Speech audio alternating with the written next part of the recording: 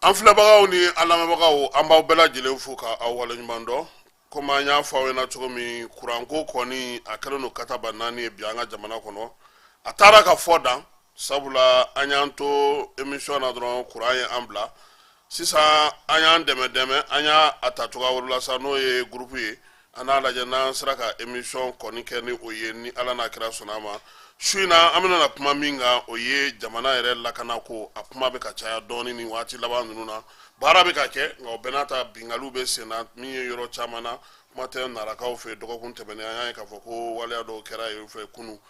jalagu n'o o ye ka sigi ka fɔ kɛ an yɛrɛ dama ni ɲɔgɔn cɛ o baara kun fɔlɔ olu kun cɛra n'Ala sɔnna a ma ntɛnɛndon min ye terme de référence ye olu kan ka di jamanakuntigi ma su in na an tun ye wele bila maa saba ma nka fila o sera ka kɛnɛ kɔnɔna sɔrɔ min ye Amara Jaabi ye ale bɛ yan Kodem tɔgɔ la Amara i ni su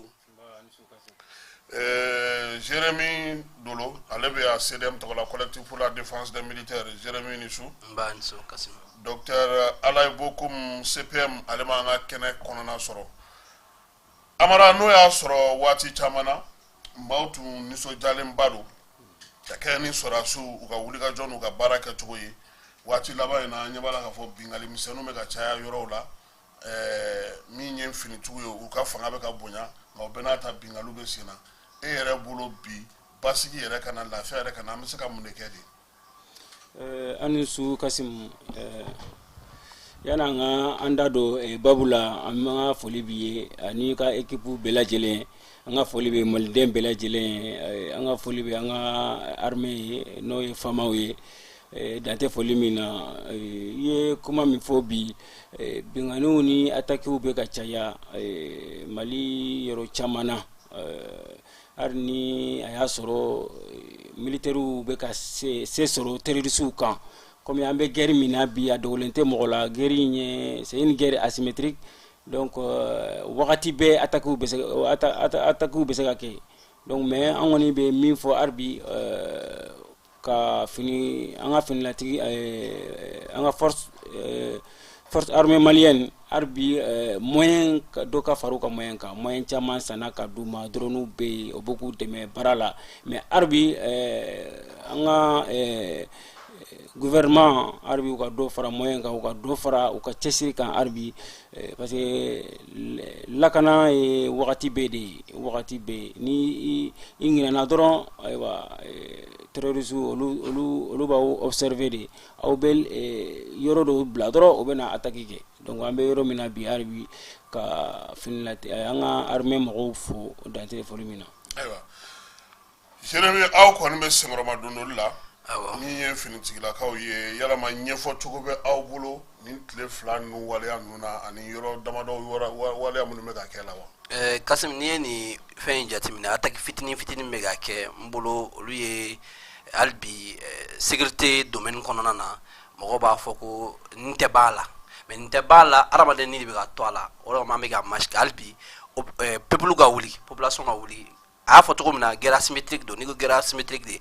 k'a fɔ ko nin de ye jugu ye tig an t'o si dɔn donc n'a sɔnna t'o si dɔn mɔgɔ wɛrɛ tɛ anw yɛrɛ don n'i ko anw yɛrɛ don i b'a ye a mɔgɔ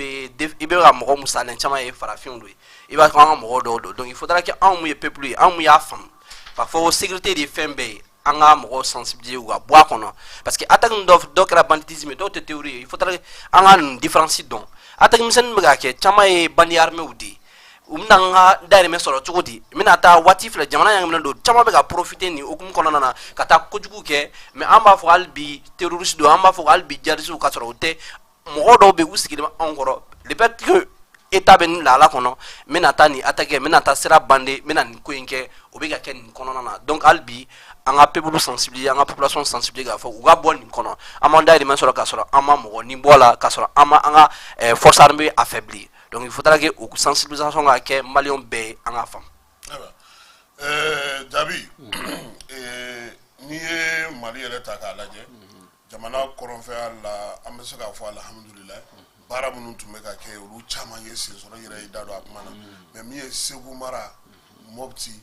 ani Dɔngɔnɔ dugu kɔnɔ ani San ninnu olu caman gɛlɛya bɛ hali n'o y'a sɔrɔ kɔsa in na u ye tɛgɛ sigi diinɛ ɲɛmɔgɔ dɔ kan k'a yira k'a fɔ ko ale kun ni Bamajo ale kɛba maramafɛnw ni fɛnw caman yira ka so kɔnɔna na yalama est-ce que dugudenw yɛrɛ bɛ se ka u jɔ u kolo la ka kibaruya di ka finitigiw dɛmɛ cogo di?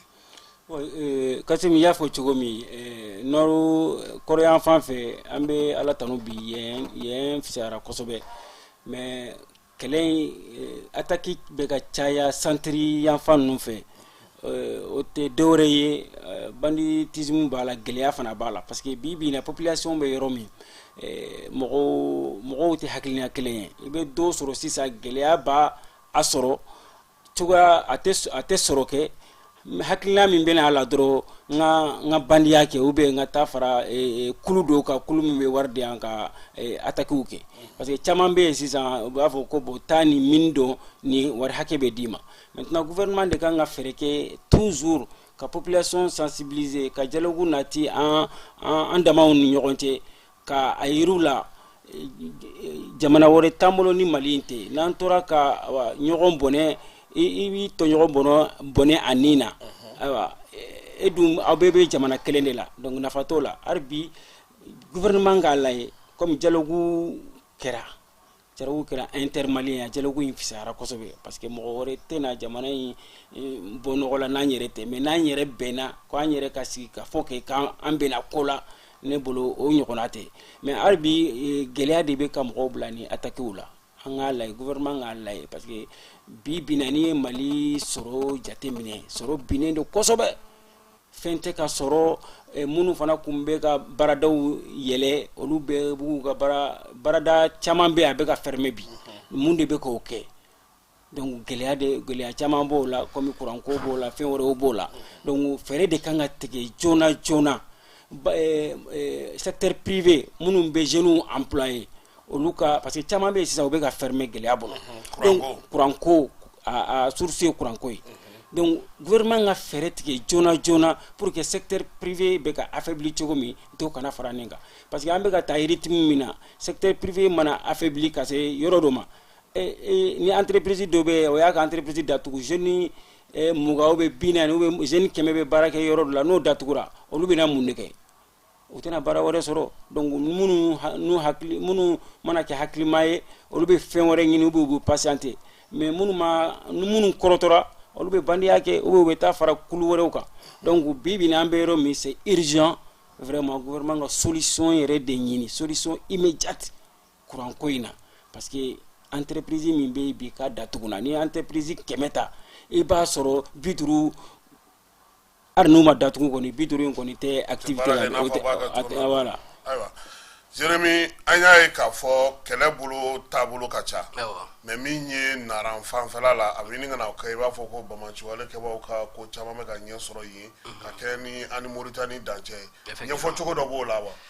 Kassim yani n ka se nin kuma ma n balimabaw bɔra ka kuma min fɔ monsieur Jabi n b'a fɛ ka yɔrɔnin parce que mɔgɔw ka lecture tɛ kelen ye n'i y'a ye cogo min na ni a bɛ se ka kɛ ale bɛ k'a fɔ cogo min na o tɛ kelen ye ne ka laɲini ye jumɛn hali bi il faudra qu'on ka lecture ɲuman kɛ nord ta la nord situation ay fɛn centre ta la centre situation ani situation sɔ tɛ kelen ye centre yɛrɛ n'i y'a jateminɛ centre yɛrɛ Mopti je parle de Mopti plus particulièrement Mopti activité principale tun ye tourisme de n t'a dɔn hakili b'a la insécurité nalen i b'a ye mɔgɔ mɔgɔ tun bɛ baara kɛ tourisme kɔnɔna na hôtellerie b'a la n bɛ se k'a fɔ guide b'a la n bɛ se k'a fɔ porteur b'a la n bɛ se k'a fɔ effectivement olu type fɔ bi o en fait olu tun b'a la porteur yɛrɛ tun b'a la mun bɛ donni n'u hali chauffeur tun b'a la mɔgɔ bɛ yen agence b'u bolo agence de voyage olu b'a la donc olu fɛn nana datugu Mopti i b'a ye Mopti jeunesse 50% voire 60% caman tun bɛ o activité de kɛ olu datugulen kɔfɛ olu bɛna taa min sisan il faudrait que gouvernement ka fɛn dɔw sigi Mopti mun bɛ se ka jeunesse récupérer ka bila activité dɔ la activité bɛ se ka wari dɔ d'u ma mais malheureusement olu caman ma se ka kɛ à temps depuis 2012 2013 2014 fo ka se bi ma a ma se ka kɛ donc i b'a ye mɔgɔ dɔw bɛ yen k'a fɔ e ma ko wara sama k'a tila k'a fɔ e ma ko Suzani a ti ɲɛ quoi mɔgɔ dɔw tun bɛ yen u tun bɛ wari sɔrɔ tourisme u tun bɛ fɛn caman kɛ mais n'a fɔra ko bɛɛ banna tuguni dɔw hakili tɛ sɔn quoi mɔgɔ caman taara ka intégrer groupe armé intégrer ni hukumu kɔnɔna na u b'u dahirimɛ sɔrɔ a la donc an k'o yɔrɔ ni jateminɛ hali bi kuranko in ye ça c'est des facteurs qui viennent à peine d'arriver ne bolo kuranko in nana daminɛ a ti san 2 bɔ mais cause profond be il faudrait qu'on crée une solution de oma na o dama kuran ko ama sigi jima jolena am proposition ga olu konana na quoi donc moi na la situation infine mais nya photo mina guerre asymétrique jugu donete a sebent ne mo cité na fo ni terroristes ni de fin donc complot de bala population era do nti mo wara nyini nti mo wara accuser ni ba fa solution yini yere ka banana ibi yere accuser il faut tout accuser ni o que c'est ça et joramu e ko fa ni o fa a tobele donc malion invité albi il faudrait ganga donc la population est se ga demain baken ko ina effectivement raison pour laquelle un collectif sigide le collectif pour la défense des militaires mo ko tan faut défense même en se ga militaire de défense ou ga on le am ga activité mu ni ale ibaye armée ou se ga demander ou se ga corps don tout comme na abe donc et information du mal dili ne bolo c'est l'information c'est l'essence de la chose ni information y na mal tout bolo bi drone méga fort 5 méga fort abe information ko le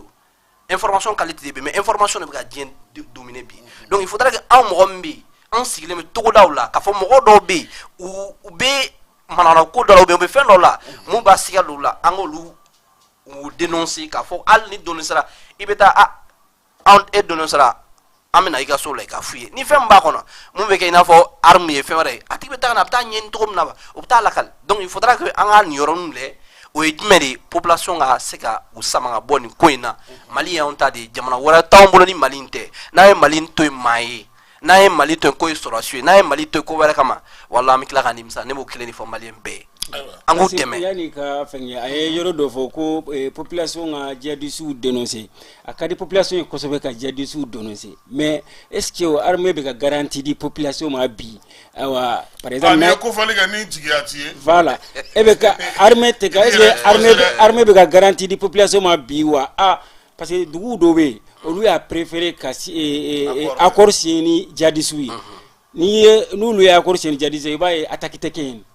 mais jadisu be attaquer ke yeromne tu vas voir que très généralement munu be tout kofo armée très généralement ben attaquer ke mais il va falloir que armée de garantie de population maka population arasire bo naye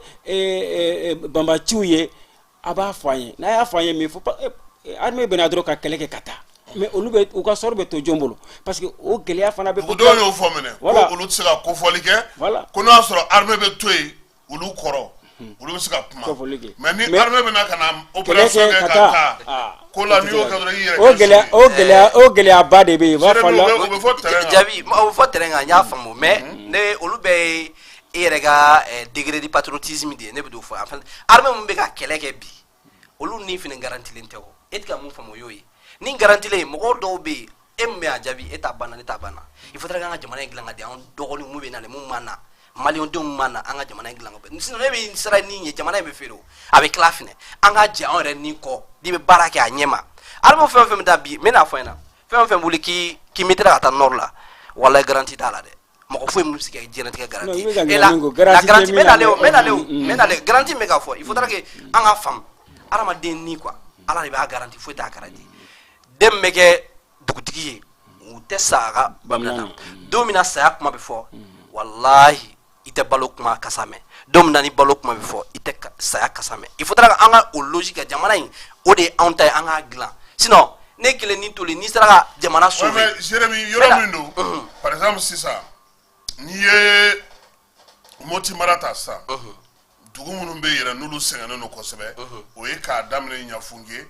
ba fando enfe aka nunu kana fo yuwaru yanfana de boye nunu ni sayu ni jijo nunu ulu de be degun ba konna na bi u be mun fiyena an sona ka tota ka nga kulusu bla ka an bomosu bla ka fen kata parce que na an ye ko foli ke an yere ni be to ala na an ye ko fo nunu ma an ni be to ala bon ubu ka sira fɛ ama nga sira fɛ u be mun kɛ ka an tɔɔrɔ kosɛbɛ o ye ka jaga minɛ ana jaga in a be minɛ balo la a be minɛ bagan na sisan yɛrɛ ko u ye kura min sɔrɔ a la o ye k'a fɔ u t'i ka bagan minɛ koyi ayi parce que n'u ye bagan minɛ olu t'a feere yɔrɔ min na sɔrɔso bɛ yen donc e de bɛ wari di olu ma sisan k'i ka bagan kumabɔ e bɛ ɲɔ di olu ma donc dugudenw ka sira ne ni Jabi bɛ ɲɔgɔn sɔrɔ yɔrɔ de la dugudenw ka sira ye min ye aw fila filɛ yan sisan ni juguya wale ni bamaja wale kɛbaa de bɛ na ne nana ka na ordre bila ne taara mais Jabi b'a fɔ ko Jérémy ne taru wele dɛ voilà ima o de degun de fe e ka mako ka ni ne mega kuma FB ne centre dendo marché de Banyangara plus précisément Sanga Sanga yɛrɛ ville mega kuma ɲɛfɔna mi chama kalama ni ko ina quoi jabi ye kuma fɔ cogo min na bien vrai mɔgɔ bɛ créer jɛnatigɛ n'a fɔra ko ni bɛ to fɛn min na adamaden bɛɛ bɛ créer mais n'i y'a miiri jamana ka bon jɛnatigɛ fɛn bɛɛ fɛn o fɛn sɔrɔsiw différence t'an sɔrɔsi cɛ koyi sɔrɔsiw ka taa sa cogo min na e bɛ se ka taa sa ne bɛ se ka taa sa mais n'ale ka tila ni kuma na mais n'ale sa mais différence yɛrɛ t'o d'i ma parce que ne ko différence tɛ yen mun fitinin min bɛ yen ne bolo o tɛ différence hali bi c'est là qui aujourd'hui e bɛ ka mun fɔ armée an kɔrɔkɛ don an dɔgɔnin don an n'u ye école kɛ ɲɔgɔn fɛ fo ka taa kila université la u ye serment kelen min prêter ka fɔ k'u bɛ jamana u b'u joli bɔ jamana in kama jamana in kosɔn o différence b'an n'u cɛ i m'a faamu donc an bɛ yan fɛnɛ il faudrait que hali n'an m'a gérer o k'a bila an dusukun na k'a fɔ k'an bɛ jamana in waa rien jamana in an b'a kɛ de an b'a dilan ka bila sira in kan anw tɛ an b'a dilan ka bila anw denw ye mun ye mun fɔ population ye an bɛɛ ye villageois an b'a dɔn là-bas le problème est très crucial mais i b'i ka armée yɛrɛ dɔn e ka armée ka capacité ye fɛn mun ye e b'o dɔn n'u tɛ se ka taa o yɔrɔ bɛɛ couvrir c'est pas pour rien o opération nord kɛ ka tila ka centre to kɔfɛ o bɛna centre ta daminɛ o Kassim yɛrɛ de m'a fɔ bi yan bi fɛn bɛ min Camara bɛ min o bɛna opération dɔ de lancer pour le centre plus particulièrement centre ta donc ni ka golo tɛ se yɔrɔ min na n'i y'a sama a bɛ fara quoi donc i bɛ armée a bɛ nalen o a ka armée fara o minɛn kɔnɔ ni armée faamu o minɛn kɔnɔ a ka ca Ala fɛ an bɛ fara armée kan ka ni kɛlɛ in kɛ de armée ta tɛ o jamana tɛ armée dɔrɔn ta ye jamana y'anw ta di jamana e ta de ka tɛmɛ armée kan ne t'o fɔ o faamuyali in dɛ e bɛ ka ko faamu sa yan ɲɔgɔn cogo min na ani mɔgɔ minnu bɛ terrain kan olu a tɛ komi n'a sɔrɔ faso kanu t'u la o i b'a dɔn ko fɔlɔ mun tun bɛ kɛ peut-être que i yɛrɛ b'a kalama anw yɛrɛ fanfɛ bolo fɛ Segu kɔnɔna ninnu na ni ko kun kɛra dɔrɔn u b'a fɔ k'u t'a fɔ finitigiw ye mais mɔgɔw nana mun lakɔlɔsi e min bɛ taa fɔ finitigiw ye dɛ mɔgɔ yɛrɛ de bɛ dugu kɔnɔ mun b'a fɔ ko e de taara fɔ ɔ mais ne bɛ ka kun fana autodéfense bɛ yɔrɔ dɔw la o autodéfense tɛ yan olu ma wuli ka u ka o ma ca mais olu de wulila olu arme t'u bolo ils sont pas des armées Mali armée la u jatilen tɛ o bɛ nalen moi je donne la parole quand c'est votre contrôle mɔgɔ min autodéfense kɛ u y'a dɔn armée yɛrɛ bɛ se yɔrɔ min na bi armée tɛ se ka olu bɛɛ contrôler an ka dugu don i faso don i t'a to ka mɔgɔ to yen e bɛ se ka fɛɛrɛ min kɛ ka nin hali ni accord de bɛ signer jamanadenw ka basigi en entendant que armée bɛ ka se ka jamana de couvrir i b'o accord signer o mais k'a fɔ k'i bɛ fara olu kan ne bɛ ka yɔrɔ in minɛ wa ka fara olu kan o de ka gɛlɛn ma ka tɛmɛ nin kan o. ayi mɔgɔ tɛ sɔn ka fara u kan dɛ. tɛ far'u kan ni ne jɔrɔ. an b'a fɛ ka min fɔ an b'a fɛ ka min fɔ. u bɛ centre la u bɛ si min u bɛ da min. o de la b'a fɔ kɛra asymétrique de o. mais an ka mɔgɔw b'a la o. n'i y'a gɛlɛyalen yɛrɛ ye. an yɛrɛ dɔw de b'a la fana o de problème ye o. n'i y'a ye k'a fɔ ko u mɛnna u ma farabugu problème tɛ dɔwɛrɛ ye o ko farabugu ka denw yɛrɛ de bɛ kɛlɛ in na. sinon rebelle tɛ sɛnɛ kɛ o u tɛ sɛnɛ kɛ o. i y'a fɔ cogo min i ye farabugu min fɔ sisan farabugukaw dɔw tun bɔra k'a fɔ k'u bɛ armée soutenir u bɛ fɛn caman kɛ mais olu labanna ka jɔrɔ parce que armée nana frappe kɛ ka jadisiw yɛrɛ pousser ka taa maintenant minnu yɛrɛ y'u yɛrɛ yira olu ye kara sɔrɔ après hali tile filanin in na mɔgɔ caman bɛ ka bɔ farabugu ka taa u bɛ ka sira jadisiw ɲɛ a bɛ plus de 200 personnes bɔ mais mun de bɛ k'o kɛ a tɛ komi u tɛ faso in fɛ dugutigi ni ko gɛlɛyara i b'i ka responsabilité de ta centre mɔgɔw bɛ ka o de kɛ a tɛ komi u tɛ Mali fɛ Mali kanu bɛ la kojugu u bɛ ka voilà u t'a fɛ k'u sigiyɔrɔ fana bila u bɛ ka dugutigiw dɔw ka responsabilité ta jadisiw an t'aw kɔfɔ aw kana se n ka dugudenw ma donc o accord de b'o jɛ d'un côté an b'u faamu o yɔrɔ la a tɛ komi k'u faral'u kan i y'a fɔ cogo min ka gɛlɛn ka fara jadisiw kan ka i yɛrɛ kɛlɛ o de ka gɛlɛn minnu b'o hakilina ta olu kan ka sensibiliser u k'u yɛrɛ ressaisir joona parce que i y'a fɔ cogo min jamana wɛrɛ t'an bolo n'a tiɲɛna an bɛ de donc mais olu bɔra n'i y'a ye u taara fara o kan u bɔra o hakilina de kan i b'a sɔrɔ gɛlɛya dɔ de y'u bila o la donc an kan ka solution ɲini nin bɛɛ la u bɛ bɔ a kɔnɔ cogo min parce que fɛn min don n'i donna a kɔnɔ i b'i dɔn cogo dɔ mais i t'i bɔ cogo dɔn parce que hali n'i ko i bɛ bɔ sini la jadisiw n'u bɔra a kalama k'e bɛna bɔ de u bɛ faga de o i tɛ taa o donc o problème dɔ caman b'a kɔnɔ bi u b'a fɛ ka bɔ u bɛ bɔ cogo di o solution kan ka ɲini ko bɛɛ tɛ jadisi ye maintenant nous an yɛrɛ b'a dɔn ko minnu y'an dɔ ye dugu mɔgɔw b'a dɔn ne n'e bɛɛ bɛ dugu kelen na ne b'a dɔn fɛn dɔ ye bila ka taa mais ni an man ka e kɛlɛ o an kan ka solution de ɲini Jérémy e bɛ bɔ a la cogo di parce que i donna mais i bɔcogo i kamana gan olu solution bɛɛ kan ka ɲini ni intervention bɛna kɛ centre la fininatigi ɲɛmaaw kan ka o jateminɛ an dɔ minnu faralen bɛ jadisiw kan fɛɛrɛ kan tigɛ u bɛ bɔ cogo min na parce que u donna bɔcogo t'u la bilen ne voilà ayiwa an b'a fɔ an filɛbaga n'an lamɛnbagaw ye k'u sɔrɔlen don min ye jani.mlfm na an bɛ débat ale kɛnɛ kan n'o ye débat politique ye jaabi an y'a ye k'a fɔ Mali Burkina Niger kabini salon septembre kalo tile 16 u ye jɛkulu sigi n'a bɛ fɔ o ma ko Alliance des États du Sahel AES a jamana saba u y'u sama ka bɔ CEDEAO la sibiri tɛmɛnen Nigérakaw fɛ yen CEDEAO ye lajɛ kɛ CEDEAO ka kuma fanba a bɛ komi n'a fɔra u ye sujuru de bi k'u bolo fila dɔw kɔ k'a fɔ ko ninnu jamana ninnu kana bɔ e hakilina yɛrɛ ye jumɛn ye bɔli in na Kasim ne hakilina ye min ye CEDEAO ko in ni ani AES ko in na a ma se Mali Niger Burkina an ka bɔ CEDEAO la an hakilina ye min ye an bɛ se ka to CEDEAO la an bɛ segin a kan tuguni ni jɛkulu dilanna n'an bɛɛ donna jɛkulu la ni a tɛ ka kɛ ka ɲɛ an bɛ sigi de k'a fɔ aw bɛ ka min kɛ an ma sɔn a ma mais k'a fɔ k'i bɛ bɔ ne bolo o fana ye faiblesse dɔ de Afrique bɛ ka fɛn dɔ de ɲini sisan n'o ye intégration africaine CEDEAO bɛ cogo min na bi jɛkulu min don a jɛkulu in nege bɛ mɔgɔ caman na mɔgɔ caman b'a fɛ k'a ɲɔgɔnna kɛ o ma kɛ mais an sera k'o kɛ n'a fɔra sisan an k'o fana ci an ka bɔ o la ne bolo o tɛ solution ye parce que an y'a mɛn maliyɛnw an y'a ye ko jamana saba in ye communiqué kɛ k'u bɔra CEDEAO la on a été surpris an y'a ye télé de la ne yɛrɛ ye n yɛrɛ ɲininka ne ko je rêve ou quoi n ye fɛnkɛ lajɛ fo siɲɛ joli ninnu bɛ sobe de la wa ou bien mun de don e ma da la ne kun ma da la dɛ ne ma da mais hali sisan ne dalen tɛ ko in na kosɛbɛ k'an bɔra CEDEAO la parce que ko in a bonyara hakili ma kojugu sans consultation ma kɛ foyi population ma consulté maliyɛnw kɛ an ma consulté k'an bɛna bɔ CEDEAO la donc o ye décision ba minnu ye olu man ka taa ten parce que CEDEAO ye jɛkulu ye a nafaba bɛ Mali kan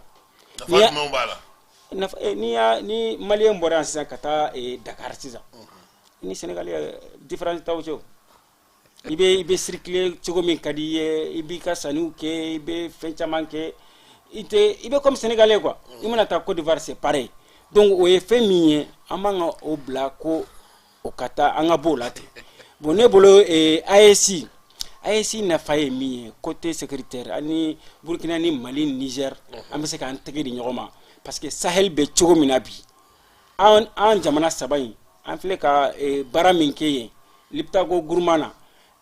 ka MINUSMA ni Serval ni fɛn ninnu to yan o ma se k'a kɛ san joli joli mais an damaw y'an tɛgɛ di ɲɔgɔn ma an sera k'a kɛ donc AES nafa bɛ se ka kɛ o de ye côté sécuritaire mais côté économie et autres a nafa ka dɔgɔ ne bolo an ka to CEDEAO la en même temps AES an bɛ se k'a matarafa an b'an tɛgɛ di ɲɔgɔn ma militairement ka kɛlɛw kɛ Liptako Gourma kɔnɔna na pour que Mali kɔrɔyan fan bɛ se ka lafiya cogo min na. Ayiwa Jérémy n'i ye CEDEAO a ka lajɛ kuncɛli sɛbɛn ta k'a lajɛ n'o y'u ka communiqué final ye u ko sɔrɔ minnu bɛ CEDEAO kɔnɔ ni AES jamanaw bɔra k'u bɛ fɛn caman perdre u ko carte d'identité biométrique ko bɛ b'a la carte passeport CEDEAO ko olu bɛɛ lajɛlen b'a la musaka minnu yɛrɛ bɛ yen ni u b'olu sɔrɔ ale ni ka diɲɛ k'a bolo don o jamana ninnu kɔrɔ k'a bɛ tɛmɛ CEDEAO de fɛ pour que ka se ka diɲɛ lakodɔn diɲɛ ka se k'u lakodɔn ka se ka diɲɛ baaraw kɛ est ce que ninnu tɛ degun ye bi kuma tɛ jamanaw i n'a fɔ Jaabi y'a fɔ cogo min jamanadenw bɛ bɔli minnu kɛ ka taa CEDEAO jamanaw la n'u b'a kɛ k'a sɔrɔ degun tɛ a la. Jérémy bɛ ka yɛlɛ an na wa bɛ ka yɛlɛ an fɛ? N bɛ ka yɛlɛ yɛrɛ de. N b'a fɛ ka fɔ n balimakɛ ye a ka bɔ rêve la hali bi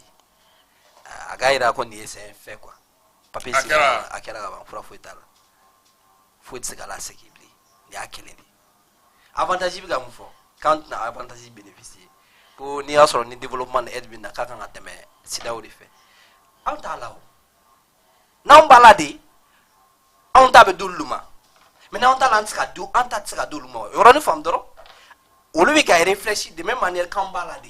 ou boulal bien en mata ou bien menacer de en mais on balade amuna ambala ama e ba fika fam ambala muna de ambe CEDEAO la arbi ama bode kile fodra be muna mais anga fembe ni anga papier uta passeport jusqu'à présent CEDEAO de do ouais ni alka yune débat kuma ifo quoi la fois passée nous na ajabi be nyatui inkla ye areka commentaire là qu'on a passeport bi kasemina kuma le fena ibe musofuru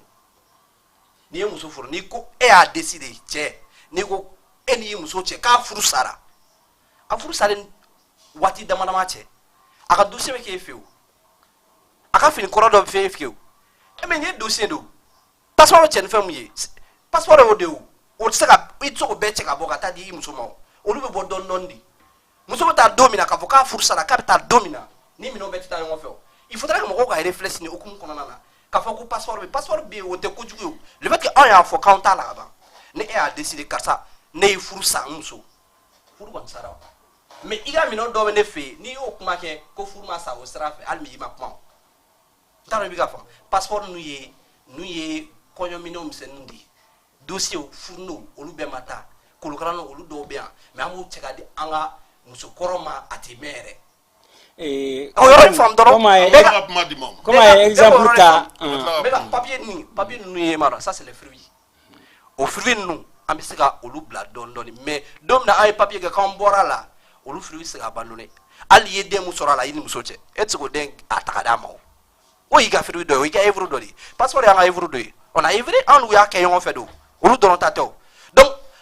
bref temps on a yana nga boala amo utiliser o jawadi donc a foko anga to fili di jour la ne molu fente quoi be ka miri anga na du ndeba sugu do kono ka fo kibina mo ko lu sir o ouais mais Jérémy mo ko joro na miye ni afara ko passeport e CEDEAO di o passeport ni ete CEDEAO la tiara bibulu CEDEAO ma danse ki folo ko sangle ko oluga sharia la ko sangle ne do mais aw ko aw tala tuguni repew mais ni akololo ko ka be wuli aw ka jamana demu be jamana ko na abna na mudo fo ulu yi mais na kuma lo le fana c'est que ango yorani fam jamana chawa be anu be partenaire anu kadiga te mebeka CEDEAO ni ko CEDEAO sigira jmene kama c'est pour bien-être de la population des membres olu a folo c'est la promotion du bien-être des membres donc ne bolo nawama ya kono ni malion tu yera kono ni nigerian tu ya kono ni burina be tu yera kono munite bo akeku tu kama yo akeku e pebulu kama di na foro amargo be pebulu ka na foro attaque intervention militaire be nyesi au public kilema et be en tant que premier responsable et be son o ka ke ega jamana kono oluga na keblia il be mesures taw il faut pas toujours supporter les coups mais il faudra qu'il y ait la prévention d'autres nous les moyens de prévention li moins préventif indi ka fo bele mbabolo aba fe ka ba jigan ate jigan ka olu le kumeta ka donc ne bolo an kana don débat ba kono quoi ni yemi akololo il y a pas zéro risque il y a pas de zéro risque mais on calcule toujours les avantages ni sera ko calculer mais mo ko be miri risque ma be dalo na fa mbala ni yera ma fo ara ma kuma fo ale ma fo ka ma son ma fo ma AIC formé qu'on fait AIC baram ke dans le domaine sécuritaire be bodo olu yenye dimi de kono dimi to ambe a féliciter même c'est là qui était mais ça fo mo ou te sur si fanga era fait bi olu do bora ka soutenir ga fo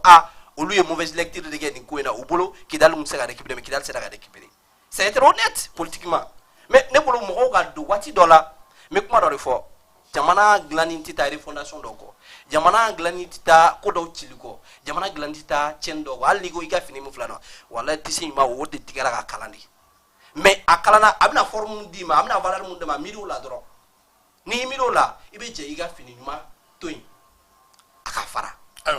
donc en avantage ne milliard avantage am ko na mo de ga amana wala c'est de développement folloy e ko ka jorona e juma ere bulu mu ere la manga bo akololo de gun ere juma ere bulu CEDEAO la mi ya to toujours an ere bolo amanga bo amabo ere amabo parce que ay mi fo sisan ko papier ko dronte CEDEAO parce que CEDEAO fle ikasi ibe CEDEAO ni pour que ka CEDEAO nafa do jamana munun be CEDEAO kono ni voyagera kata o jamana nunun kono ani jamana min tɛ CEDEAO kɔnɔ n'i taara yen i b'a différencier direct jamana minnu bɛ CEDEAO kɔnɔ n'i taara sanni kɛ yen ani jamana min tɛ CEDEAO kɔnɔ n'i taara sanni kɛ yen i yɛrɛ b'a nafa ye donc CEDEAO bi k'a fɔ k'an bɛ bɔ. a ɲɛfɔ an ka faamu Jabi komi e bɛ Jabi bɛna kuma kelen fɔ non bɛna kuma kelen de fɔ la pour que a ka faamu wala jamana yɛrɛ ka poids o de bɛ i ka relation déterminer ni pays tɔw cɛ non Faransi bɛ se ka na Mali la yan o bɛ gɛlɛya sɔrɔ Mali la yan Amérique bɛ se ka na Mali la a bɛ gɛlɛya sɔrɔ a bɛ gɛlɛya jumɛn sɔrɔ e ko kelen fɔ a bɛ gɛlɛya jumɛn sɔrɔ tout dépend de ton poids poids mun bɛ la non a bɛ gɛlɛya sɔrɔ relation bilatérale ye jumɛn an ka masa bɛ bɛɛ la o Jabi fɛn disons Jérémy il faudra k'aw ka fɛn dɔ faamuya CEDEAO bɔli la CEDEAO bɔli tɛ komi MINUSMA tagali a tɛ komi barika ni gɛnni a tɛ komi fɛn tɔw CEDEAO ye an sigiɲɔgɔn jamanaw de ye f'a ka hakili to paramètre c'est le bon voisinage c'est comme ça pour que i ka kuma sɔn ci la n b'a fɔ na CEDEAO bɔli o bɛ population siri ɲɔgɔn na tuguni de plus davantage ne de kuma ɲɛfɔ na munna ne ko fana lamɛsa Kasim maso o kuma ma Kasim nanga kilanga kuma la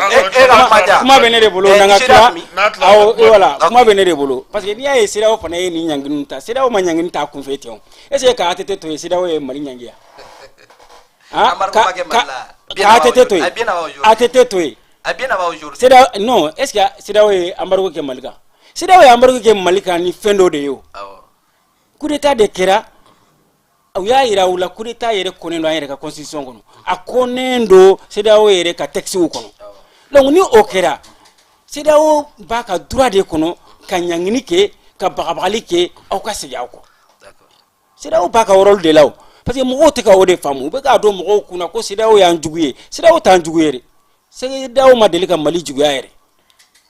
bon kuma fɔ ni CEDEAO ma deli ka Mali juguya ne fana tɛ sɔn i ka o yɔrɔ ma parce que CEDEAO tɛ miiri jamanadenw na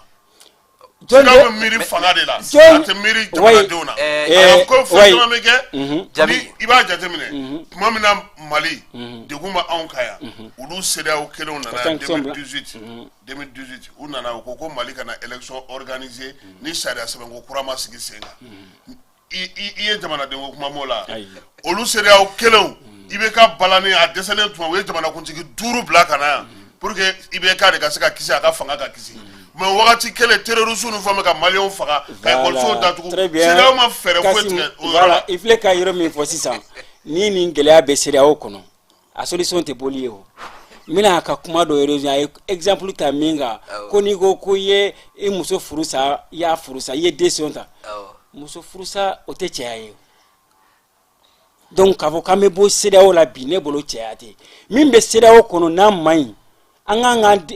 ka an tɛgɛ di maliyɛnw kan ka tɛgɛ di ɲɔgɔn ma ani burkinabɛnw ni nigériens k'u tɛgɛ di ɲɔgɔn ma an ka textes falen an k'aw ka sariya minnu aw bɛ ka sariya minnu ta a ka falen parce que aw kelen ta tɛ an bɛɛ de ta dɔn mais n'e ko e b'o fɔ k'i to kɛnɛma cogo di e tɛ tabali yɛrɛ la o mais n'i y'a ye i bɛ kɛnɛma i ye fɛn dɔ de kɛ ka taa kɛnɛma an ye fɛn dɔ de kɛ ka na kɛnɛma mais pour que i ka se ka mais an bɛ kɛnɛma cogo o cogo an ka ciden bɛ taa mɔgɔ si tɛ taa non hali ni an bɛ se ka bataki bɛ se ka taa non mɔgɔ si mais bataki bɛ se ka taa bataki bɛ se ka taa ni ko tɛ an kun kan fosi mais i ma CEDEAO yɛrɛ ka kuma ma a ka communiqué la ko hali maliyɛn minnu bɛ yen ko n'u kun suspendra ka bɔ CEDEAO jɔyɔrɔ la k'u k'u jɔyɔrɔw ta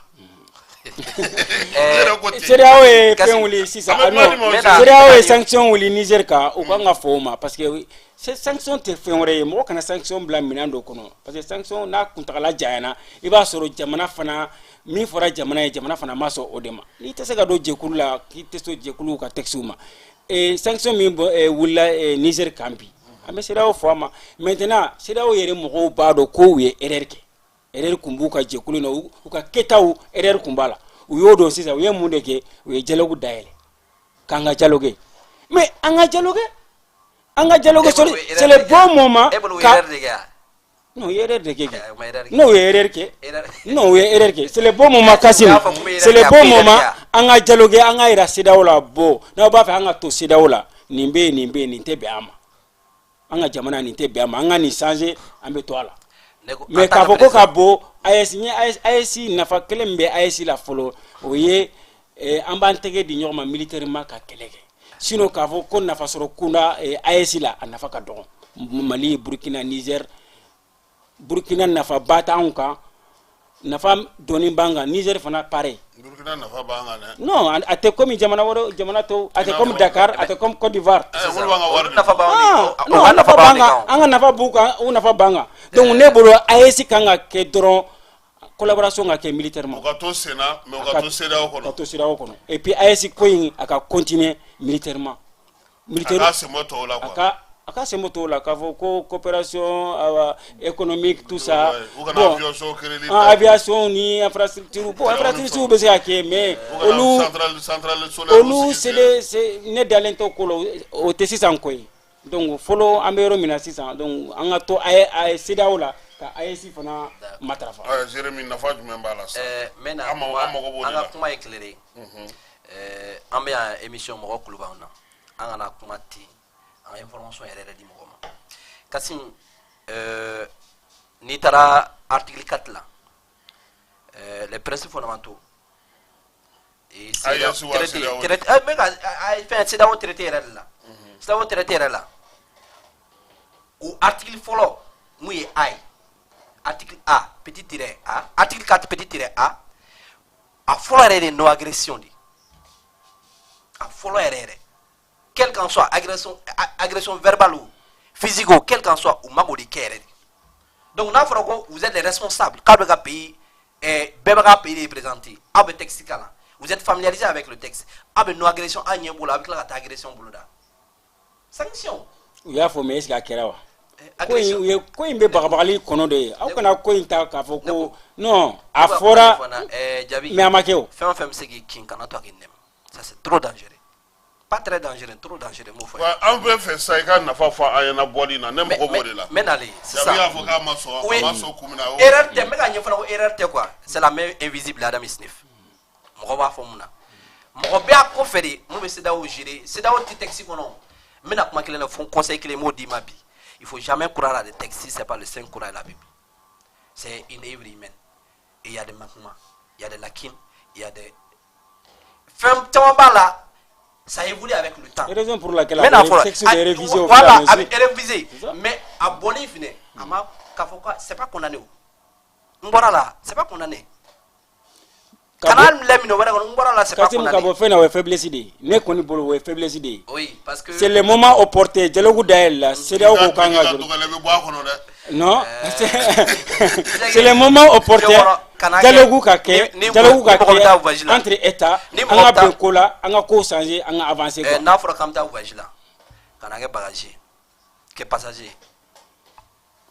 I bɛ ka n ka kuma faamu. N'a ko k'an ka taa voyage la, ka na kɛ bagager, a kɛ passager. I ka billet ka k'i tɛgɛ bolo. I bɛ taa destination na, i yɛrɛ k'o décider, n bɛ taa yan fɛ. Bagager tɛ se k'o décider, a ka passager de b'a décider. CEDEAO kɛlen don jamana dɔw gérer len o cogo la de. Donc n'i y'o y'a la, i bɛ bɔ bagager place la ka kɛ passager de ye, Mali kɛra o de ye. Mali bɛna taa yɔrɔ min na, a yɛrɛ b'a décider. Donc ne bɛ ka invité a ka nin réflexion de kɛ quoi Jabi. A ye nin réflexion de kɛ, an ka sigi an ka réflexion kɛ. Nous sommes sous jeunes, an bɛ inconvénient dɔn, an bɛ avantage dɔn, an kana lajɛ an kana clivage politique ko in jateminɛ quoi. Les clivages politiques la laissons ça. Jamana ka gɛlɛn n'a bɛɛ ye quoi. N'an nana n'o la, e ni ne bɛ se k'a sigi. An bɛ se ka procédure dɔw ta, mais an bɛ ka TDR dɔw dilan ka di État ma, État bɛ se ka baara kɛ n'a ye. On a la tête et on peut le faire. An kana reproche bɛɛ kɛ quoi. Le fait que a kɛra ka ban, kɔlɔlɔ a n'a nafa an k'a sigi a calculer. Avantage an yɛrɛ bɛ se ka an yɛrɛ ka apport bɛ se ka kɛ jumɛn ye avantage la au sein même du peuple. An bɛ se ka mun fɔ population ye hali bi an ka résilience an ka fɛn in kɛ cogo min na. Sinon c'est un fait. Travaillons d'ailleurs. Jamana y'an ta de. Ninnu ta tɛ ninnu bɛ taa tɔlɔ don. A bɛna tila k'a di mɔgɔ wɛrɛ ma jagoya la. Fɛn o fɛn bɛ yen a bɛ taa. Président joli taara an ka nin transition kɔnɔ na. Mali président joli taara. O ye jamana dirige o. U ma taa ka to yan. Donc an kana jamana kɛ mɔgɔ ko ye quoi. An ka na an ka baara kɛ. An ka baara kɛ. Ne mɔgɔ b'o de la Kasim. Il faudra inviter tout le monde sans exception. Nafa fa ɲɛna sa nafa fa. Nafa ye mun ye? Aspect sécurité. Nafa ba yɛrɛ de filɛ tan sisan. N'a fɔra hadamaden c'est la vie. La vie minɛ plus cher. Le développement ça c'est hali ni passeport t'an bolo. Mais n'a sɔrɔ i bɛ ka taa yɔrɔ wɛrɛ ne ko Kasim. Ne mɔkɛ ma deli ka voyage o.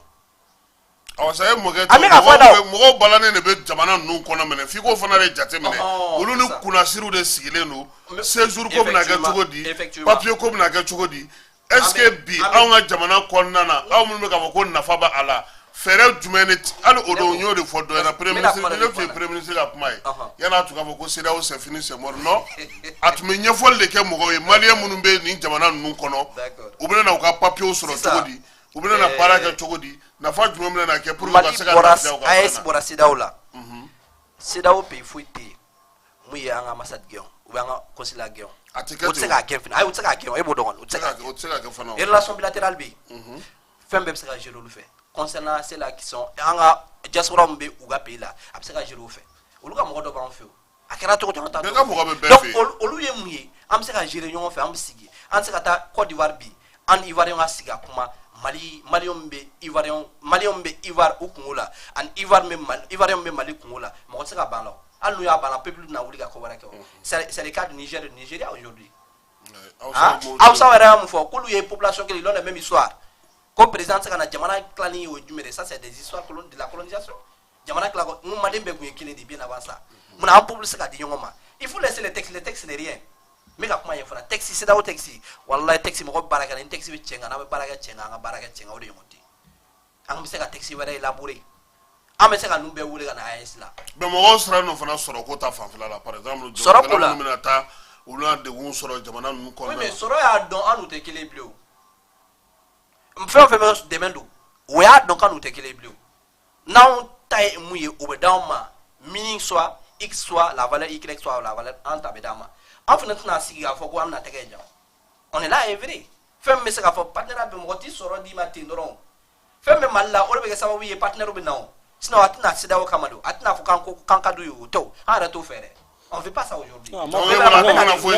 veut aujourd'hui un partenaire gagnant-gagnant an mɔgɔ b'o la o an tɛ denmisɛnw an bɛna taa tɛgɛ ta a m'a fɔ ko CEDEAO ka sɔrɔ c'est-à-dire jamanadenw minnu bɛ ka sɔrɔ kɛ jamana wɛrɛw la olu ka ko bɛna kɛ cogo di olu ka sɔrɔ bɛna kɛ cogo di a y'a fɔ cogo min na u bɛ k'a fɔ ko an bɔra CEDEAO la CEDEAO est enterré tout ça plan jumɛn de bɛ c'est-à-dire jusqu'à présent plan in ma se ka fɔ non plan in ma fɔ an ye non je suis informé non jusqu'à présent non ok non n bɛ nale non aujourd'hui c'est là qui ont décidé aujourd'hui nous on les soutient c'est là qui ont décidé aujourd'hui qui ont pris cette décision patriotique an b'u soutenir bi mun na ils ont toutes les informations qu'il faudra pour que se ka bɔ nin kɔnɔ e mun information t'e bolo il y a des informations très il y a des informations très qui ça la dit jabi bolo abe mɔgɔ min y'a décidé a b'a bolo il sait a b'a kɛ mais est-ce que a kan ka mara kɔnɔ a kan ka fɔ population ye affaire étrangère mun fɔ a ko an bɔlen CEDEAO la o t'a yira ko pays dɔ ye kɔ si ɲɔgɔn ma jamais an bɛ wuli ka taa Gabon an bɛ wuli ka taa Côte d'Ivoire bi an Côte d'Ivoire ambassade an n'u ka fɛn bɛ discuter an ka mɔgɔ tɛ a bɛ kɛ cogo min na a bɛ fɛɛrɛ bɛ latigɛ o bɛ latigɛ yani ka tɛmɛ o yɔrɔ la i filɛ k'a fɔ maliyɛn bɛ wuli ka taa Gabon maliyɛn bɛ wuli ka taa Côte d'Ivoire i bɛ ɲininkali kɛ ni maliyɛn bɛ wuli ka taa Côte d'Ivoire ale ka kungo ka nɔgɔ maliyɛn bɛ taa Gabon maliyɛn min bɛ taa Gabon a bɛ circuler cogo min a b'a kalama ne bɛ ka kuma in fɔ na olu ye taxi kɔnɔna na an k'a dilan ɲɔgɔn an k'a nɔgɔya ɲɔgɔn ye n m'a faamu mɔgɔ wɛrɛ bɛ jamana kɔnɔ yan olu tɛ o dɔn AES aw ko an bɔra CEDEAO la an bɛ ka taa AES la plan jumɛn de bɛ yen n'a bɛ ka réfléchir nin cogo la wallahi les ennemis vont avoir le poids sur non c'est pas quand bɛ ka yɛrɛ parce que n'i y'a ye an bɛ wallahi les ennemis vont avoir le poids sur non pas les ennemis sisan n bɛ ka fɔ mun na e b'a dɔn Jérémy ne tun bɛ min nɔfɛ c'est-à-dire comme an bɛ ka kuma mɔgɔw bɛ k'an lamɛn voilà i ye a fɔ sisan ko sɔrɔdasi ko jaabi yɛrɛ ma ban o ma maintenant ne ko i ma de n ko nafa wɛrɛ jumɛnw bɛ yen n'o bɛ se ka fɔ an bɔli na n'an bɛ se k'an jigida o kan an bɛ fɛ mɔgɔw ka o de faamu n'o bɔra yen an bɛ sɔrɔ ka na ni étape tɔw ye pour que mɔgɔw ka se ka faamu parce que jɔrɔnaba ye jamanaw ni jamanaw cɛ sira ɲɛnabɔ baara in o de ye gɛlɛyaba ye d'accord sisan yɔrɔ jan tɛ pour que an yɛrɛ ye CEDEM ye a ka baara dilan ka ban pewu an yɛrɛ ka apport ye jumɛn avantage ye a n'a inconvénient an y'o calcul mesurer avec les experts ka ban pewu an bɛna bientôt an bɛna conférence de presse kɛ a ko kunna donc mais avantage damadama dɔ fɔ an bɛ aw wele don dɔ parce que activité dɔ b'an bolo an b'a fɛ k'o de bɔ a la ka nin sigi sen kan ni ye c'est un travail collectif ne tɛ se k'a bɔ n'a ye même si je suis le porte-parole aujourd'hui a bɔ kuma ma se donc mais avantage damadama ma a fara kɛ a d'i ma avantage fɔlɔ min ye o sécurité ye m'a dɔn sécurité devant o de bɛ diɲɛlatigɛ ko bɛɛ ɲɛ o bɔlen kɔfɛ n bɛ mun fɔ diplomatie ma an bɛ se ka taa négocier ni mɔgɔ bɛɛ ye bi CEDEAO tɛ se ka intervenir an ka fɛn na politiquement fini mais c'est ka mun fɔ na an ka décision an b'a ta cogo min na jamanadenw b'a laɲini cogo min na an bɛ se ka décider olu o aspect damadama ne bɛ se ka fɔ olu ye avantage ye mun ye économiquement ye an bɛ na économiquement n'i ko maliyɛnw jateminɛ an ka ministre de fɛn fɛn je pourrais même dire industrie a ka bɔli la concernant an ka bɔli la CEDEAO ko la a ye intervention dɔ kɛ a ko an bɛ le fait que an bɛ bɔ an bɛ avantage an b'a kɔnɔ an bɛ plus de 120 milliards an b'o perdu mais le fait que an bɔra a kɔnɔ an b'a kɔnɔ an b'o de perdu mais n'an bɔra a kɔnɔ an tɛn'o perdu mais an bɛ tila ka 20 milliards de sɔrɔ ka fara a kan o y'a ka jateminɛ de il a l'information il a je pourrais même dire les chargés techniques mun bɛ se ka nin calcul kɛ k'a d'a ma à temps réel ale ye nin information fɔ ne bolo olu ye information dɔ ye c'est vraiment très crucial mun bɛ se ka maliyɛnw dɛmɛ économiquement mun bɛ se ka jamana dɛmɛ économiquement. Kasim an kana ɲɔgɔn nege nin ko in na ka bɔ CEDEAO la a tɛ Mali arranger a t'an arranger jumɛn n ye n ka kuma daminɛ la n ye mun de fɔ n ko AES avantage ye min ye o ye côté sécuritaire de o avantage ba b'o la a avantage yɛrɛ a ye résultat di bɛɛ sɔnnen bɔ. o y'o phase de yɛrɛ la o. non ɲadimi fɛ kɔnɔdimi tɛ o ɲadimi de don bɛɛ ɲɛ b'o la o bɛɛ ɲɛ b'o la c'est résultat filɛ à part ça i ye fɛn fɛn ta commerce domaine o industrie domaine o AES na poids bɛ a bɛ peser Mali de kan par rapport aux autres pays Burkina ni Niger ne bolo an ka to an ka oui an ka ne y'a ye bi Mali ni ye jamana saba in ta sisan an bɛ ninnu ɲɛ fɛn caman bɛ an bɛ ninnu ɲɛ ninnu bɛ se ka mun de lase Mali ma par exemple voilà Niger ta in ye pétrole ye ani uranium mais uranium an bɛ mun de k'a la yan uranium non o b'u bolo mais u ka pétrole kɔni nafa bɛ s'an ma o nafa à part ça nafa wɛrɛ tɛ yen hali n'a bɛ yen a ka dɔgɔ n'i ye Burkina fana ta c'est pareil a nafa ka dɔgɔ quoi donc mais bagan bɛ Niger dɛ bagan bɛ Mali fana la dɛ bagan bɛ bɔ Mali de la ka taa Dakar ne yɛrɛ mɔkɛ ye a ka baara tun tɛ foyi ye san o san ka taa ni bagan ye Dakar donc bagan bɛ Mali la dɛ bagan min bɛ Mali la kana jɔ a la dɛ donc o yɔrɔ in na n ko an ka AES an ka matarafa militairement mais CEDEAO c'est le moment opportun dialogue dayɛlɛlen don min b'an kan n'an kun cɛ an k'o fɔ CEDEAO kɔnɔ a ka kɛ ten. mais e ma jamana ɲɛmɔgɔ ka kuma mɛn. o y'a kɛlen médecin après la mort ye. olu ko nin ko banna. bon u ye o décision ta ka parasiter jamanadenw kan bon pour le moment on observe. a parasitera e m'a mɛn journal de la. Voilà, a parasité. Est-ce qu'il a préparé là depuis 14 janvier. Parce que pour que CEDEAO kana na sanction wɛrɛ bien kan. Donc an kɔnnu ma de. Maintenant n'an kɔnnu ma u yɛrɛ y'a ye sisan bon an t'a fɛ aw ka taa. A ye na sigi an ka sigi ka kuma c'est sanction ko kɔni Mali o Burkina Niger an si tɛ sira sanction ye bilen u tɛna se ka sanction foyi kɛ an kan bilen. Déjà Niger ta o bolo ni élection tuma kɛ o tun bɛna ka sanction d'an kan. U bɛna sanction d'an mais Mali kɔnnu ma de. Voilà. minnu bɛ ka kule sisan k'an ka sigi an kan olu de bɛna sanction ta. Bien sûr. Han. Kana siga dɛ. Ah donc adamadenya tulu t'a la dɛ. Non adamadenya b'a la dɛ. Non ko bɛ tagabolo de tagabolo ko de don. C'est là où ta u ka tagabolo de don. Transition mɔgɔw de ya. Transition a conséquence o de. Ayi. Embargo conséquence transition de don. Non transition n'a ye transition yɛrɛ jateminɛ. Non kasi embargo conséquence transition. Transition mɔgɔ bɛ olu ka mun jɔn y'a s'a ma. Fɛn ayi n ko jɔn y'a embargo s'a ma. jɔn y'a s'a ma jɔn y'a s'i ma jɔn y'a embargo s'i ma. Ayi a de population de b'a degun.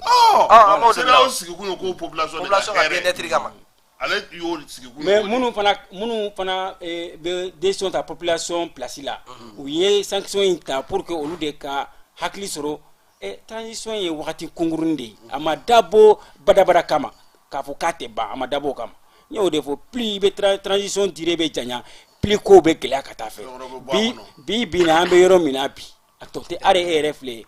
tɔ t'i la tɔ tɛ maliyɛn si la bi tɔ tɛ maliyɛn si la an kana ɲɔgɔn nɛgɛ sa an bɛ yɔrɔ min na bi tɔ tɛ maliyɛn si la an y'o de fɔ an ka bɔ nin kɔnɔ an ka na normal kɔnɔ n'u ko wɛrɛ min bɛ kɛ. N'i ye tun bɛ normal kɔnɔ hein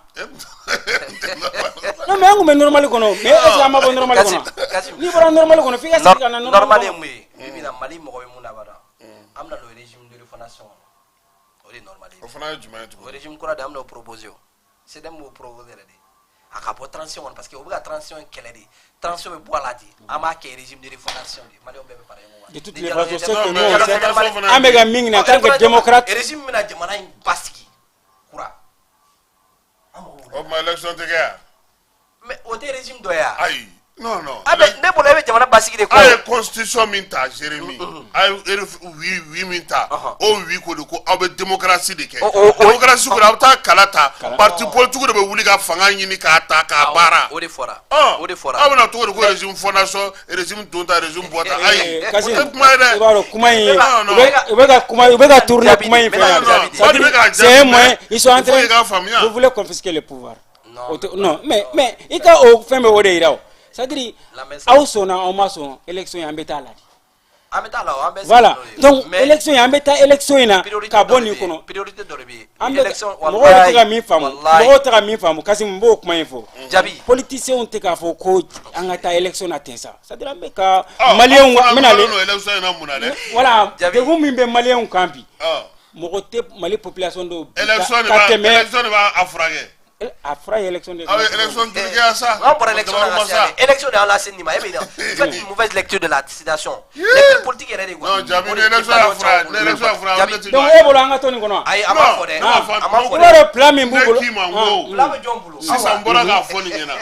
nguye sharia suminta ko référendum constitution kura o konnana afra ko régime démocratique de aw sono ma forme républicaine de o be fenge kono pourquoi abo contre o koro ko ubitala mais ne fana ga jatela ni élection de afray an élection ta mangé sare anu anga dewu sisa ni fura jume mena li merkele di ma mena li non mali anga problème ko jume sécurité bibi nanga ambi ala tanu alhamdulillah kidal minera yoro chama baskira ate ko mi folo mali nga préoccupation ou sécurité di mais nous nana militaire au lieu de bagnedo ou sécurité do donc ya barake ama arbi chama bala ama bon atse ga bon il y a pas sécurité zéro atse ga bon ou atse ga be ban il y a pas insécurité ibe do de ke ibeta aywa kasi sa ma fa fle bago na labe bago ina ku so no jani.mlfm na be radio munuka anu bele ka na je bololo sra munuka ma fla de bambolo suina mi ye cdm ye alekrono ka wasado Jérémy dolola o banga kenaka kodem amara jabi alebia amara ben kelenya siginyoya ka sega malion franonga ka kuma o bara o damna na no e dialogue intermalien u ya ira bi ka foko mi ye bara kun folo no e terme de référence ou dlani ko fona kun jara kan ta di jamana kun tigima hakrina min talen flani e bolo absega ansero jume ni hakrina yimbe siga ansero chamana yoro jana ni dialogue ni tan dialogue folo kera conclusion tiré là a bara makenai mbega sira mi fana ni dialogue intermalien mi kera sisa c'est à saluer voilà min damne ma ban folo c'est à saluer donc mo wore tina se ka ben sabati an ñonté anyere be se ka ben sabati an ñonté mais faut pas que ni au conclusion fana tiré là aka ke folo taye ka bla tiroir kono barate kenaye ou be barake no yere hakilnaye ngo de be kan se nimbela ni blara tiroir kono ibena mega na yara no winga de sepo ay voilà très bien ama fantala kodem ma fagatala voilà kodem membre de fli kono e ikoro yawo tu as posé la question à la bonne personne ba réponse dima d'accord gouvernement yi kodo de ke anyo de fanga boni kono akoy chalogu koro mo des partis munu hakilna wore bula ube munu sonente anga siki ka foke bengana jamana kono jamana kaseka tanye mais ako parti politique ayu associé na ayu associé ay lettre tuma ay mogodo dama amba fe kado dialogue lisila ama ok mogo munu awni munu be barake nyofe ayo luta kudo dialogue lisila c'est dame barala en fait ko dame barala en fait ko dame mogodo barala transition non non mina mi ya to anyi communiquer mi ya parce que ko je suis avec la personne qu'il faudra voilà ni pas kodem ko ingalge ni na voilà it's ga yin ngalge worla kodem membre dota ka do dialogue intermalien na directement au moins consulter an kunta kalama anya ye lisi bora de anya bala Amadou Aya kodem on a été surpris gouvernement ma lettre chama gouvernement ma en consulter kanga modi olu yere usagona mogota kakala ango ama fo kante dialogue la dialogue ambala muna ma genga ba ka parti menale ango dialogue ay menale parti sare ni asozo ibe ta kana ma menale très bien menale o ango gouvernement ma dialogue in kan fenyumando ama bama ama fo kanta la fana mais mi awye mogo min ta ka adoala o ta hakinaye anyo communiquer ke ko quand la responsabilité dégagée au la kafoko kodem ka ci dente anyo communiquer ke maintenant efle ka mifo ni depuis ni dialogue massé référendum ta keraw oye amo kele le ta ka do référendum kola ma ko numéro 10 de droit amene woro depuis menale oya do a to bora référendum fengela anya wole en personne on dit aya anyi to ye référendum na bon gouvernement ma en consulté ma fa nga modi bo référendum yere en tala parce que ama so référendum har sini ama so akera mais kodem ka position ko yemi référendum kanake ce n'est pas le bon moment, ce n'est pas les bonnes personnes pour que le référendum que ango boala ko kate boala anya assistant pour un moment. Donc assistant non quoi. Voilà, no référendum tana assistant na wati de bala. Voilà. Yeah. Au suspension bané. Ah du ma suspend tuguni. Ni fana nana anana doala. Aya suspend. Non, menale. Anana doala anya wole. C'est-à-dire ay ne me fait ka fo de jabi ka ko aya suspend ne me fait ko de memene. Ma fille si ça un référendum talanya mais si ça avec suspension temporaire. Mais au parti texte de suspension temporaire de do mo i dona parti la yani ka suspendre ibe wole de ka dialogue keni ka ini haklira nyogona ni ma so ma de ni ma so ma de be suspend donc ama so ma de wode na ni suspend ni référendum na maintenant ni dialogue intermalien fana taina a fengra anye ci blama ka mo tiama ka fo ni aka sembonina fo gouvernement ga ma ga parti te nyoko nyekere ambe kalo me nyoko nyeke ba bo nyoko nyeke to da abato ko ka bo mo wele ni mo ko ka ba fo kana nyoko nyena ayi ni foti kera siza yani nyoko nyeke kalo de ube réunion extraordinaire be convoqué ado anye réunion extraordinaire convoqué réunion extraordinaire la an ko ka mo tiama akana anaka kuma munde ya blanina donc ama wele jabi anye commission do sigi oluka ta rencontrer munde la ayeni donc na ma réponse di ola parti texte wi mi fo amore appliquer yani no chaba ka baraka dialogue la abe ka barake mais après kelenga mo ta partout kono kudo dialogue fengela parti chama nyaira ko lumo ko oluma modi menale parti chama nya fo kulumo tigudi c'est après que gouvernement nana lisi ele matuguni ka parti tobo ka parti tobo to nyefe voilà donc gouvernement yere ka yere don oyoro la ka ke blé karta ni parti côté blé karta ko ni bala donc ko ilabanati da buna parti uchi mais aw mamina be manga inata manga jume aw kodam konna mangante ay kodam la mangante manga make mangante ay communiquer aw ma pumo law kumara non ay communiquer minke ko parti kodam ye ay sur synergie d'action pour le Mali fengela ale be ngina minko parti kodam be jekulu do dila regroupement politique do dila no ye jigiya kuray anyemo yere be anga président bolo jigiya kura parti politique chamambala association chamambala donc jigiya kura de représentera synergie d'action donc aller au communiquer qui ko aller ta yere ye o kono aller ni moto donc anya awole aller ta yere ni kono aller ni moto donc kana expliquer amaso ngana expliquer ani commission siga kama commission ngata rencontrer pour que ay mi se kana ni fin fo ikanga ni expliquer ni wolela ni bangana donc peut-être ko re de bi kono donc sinon an ka parti kono mangante toujours an be baraka ni taxi mais aya ba attaquer de na ya attaque ani minga kan aw de sera ko kew ambo anyoke ay 500 ama gen non mo te gen taw c'est à dire ni dona parti kono ite gen taw bena ka droit de do ka foko ne de parti nyamo be fenye non mo be mindo sharia la ko igena ay mo be mundo sharia la ton sigi kane bala ni mo mi asoso atigi be ikanga nyangi chogomi ibe nyangite boli étape de do absega gen absega gen mais étape de do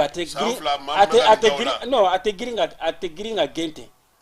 parce que amana ke chogo ando de do ambara ke nyogon de do ay fen chaman ke parti ni ka fo ka ba gente ko ama fo tita jalo wula mais aw ko do ko mo min tara aw to la taw ka mo koy andu maw ya ke ama fo ko tanga mo de amadi amadu mai baro sigu mun gara sese wala ne ma ko mo koy mais ni ma wala be ta chogo di ama bo ka malien ya malon be wala ay malien be ma wala ay jalo ngo do de tara o de ato ni ore fo ibaro muna mali yere dialogue chaman be na be essuyer mena afenge ya fo parce que souvent c'est des dialogues choisis na ko ka dialogue et furu be malien nyon ti dialogue kana be ka ya faka ke nyon ma ainsi de suite ben kana akana ke dialogue choisis be ka wole be ki yere ya kono parce que o de tika ke arbio ni be yere ya kono o be ko inoya atese sama lila quoi mais toujours dialogue beke c'est des dialogues choisis c'est des personnes ou be mo choisi munu kadoué donc ça passe pas arna conclusion tirée là ça va pas porter fruit c'est ça le gros problème de la transition kodam kele mafu il y a beaucoup de partis politiques qui ont dénoncé ça mo o de auto ye le lendemain ou lisu kurabo ka parti be trobo mo nu nyama. Donc ça ne doit pas se faire comme ça. Il faut vraiment respecter au moins les partis. Mais nous faisons partout. Afin que nous Jérémy, est-ce que nous avons là parce que dialogue chamangere un déni que ambara déni na anana ANR que ya no fana chanye cadre avec a chaya quoi avec a chaya avec a chaya trop na fa bene nawa ou be danfara dum me ni to che na fara siga fo dialogue yi siga fo di na ko siga fo fevele ba na fara ko en mo fora yon ko kaga siga kuma na bana kilegela ma bare fara fo di watim na kuma ibna kuma fo watim na dole be kona fo oye priorité ibo dégager tant wara di ma be seki iba dégager au fil du temps maintenant mon fo mais dialogue in kona na moi pour pense que c'est nécessaire dialogue in remplacer la fin de gamani dialogue ni ça c'est exceptionnel pardon si vous faites la lecture fin de boraga dialogue in do ala dialogue ibe amno de tade quoi Feldman nebsira fo jabi bi dialogue ga kem kama e bodo mali on yoche ambulu accord me mali an bama ciuche na fara dugu e yara ga du kono iga du deun don e ka accord signé be fama miri doro anga ke ina fo ko ntiga ita ya kono anga ku e quoi et référendum e mu fo ama participer amaka.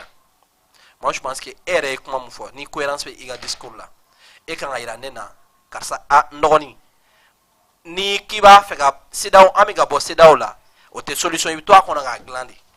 mais au maga au retirer ga bo dialogue là et référendum là na ko me proposition nge ab toi qu'on a proposé donc incohérence non c'est pas pour te couper la parole mais mbina yoroni muna mata référendum na référendum pour nous oui référendum non motion référendum yoro mais voilà minya to mata référendum na ango nunu de tese ka référendum ke voilà uyake maligere mais olu mangake ko tise uyake non mangake mangake et o fo mangake end de e ko ka ke wati tese sai élection ke wati tese sai bi go réclamer mais référendum ke wati tese sai incohérence encore non kana fo ko fengi ngo nunu de tese ka la transition c'est pas le moment propice la transition olu de tese ka référendum ke ne ko transformer la mesa transition ka me ba do a flava no élection ne ko anga a ko le ko on yongote anga na to taxi ba en ko quoi ni transition chena wala jabi on ta chena na ketu ko manya jamana be churu raison pour laquelle malien bébé la transition soutenue amega ketu ko ma o de kama malien bébé la transition soutenue c'est pour malien bébé transition soutenue à sa manière parce que bi ni essuera c'est Mali de essuera donc ni tiena discours era konana Jabi e manga fo Mali on bec en transition soutenue pour moi la transition est impartiale. Non. Au moment à foire, ça c'est un non-lieu. Non, c'est pas un non-lieu. C'est pas un non-lieu. Il y a